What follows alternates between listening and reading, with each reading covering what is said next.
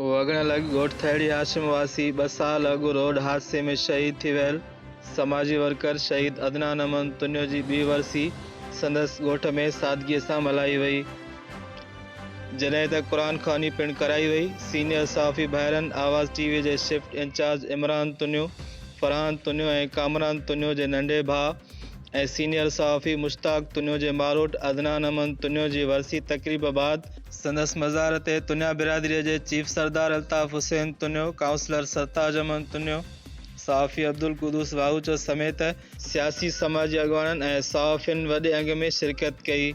उन मौक़े ते तुन्या बिरादरीअ जे चीफ सरदार अल्ताफ़ हुसैन तुन्यो, अब्दुल कुदूस वाहूचो ऐं सरताज अमन तुन्यो चयो त शहीद अदनान अमन तुन्यो हिकु इंसान दोस्त नौजवान हुयो। नंढी उमिरि में हुन इंसानियत जी ख़िदमत लाइ तमामु बहितरीन कमु कयो। संदसि बेवक़्ताई ते विछोड़े जो संदसि ख़ानदान समेत इलाइक़े वासियुनि खे पिणु तमामु घणो ॾुखु आहे। संदसि ख़िदमतुनि एवज़ खेसि ख़राज अक़ीदत पेश करियूं था।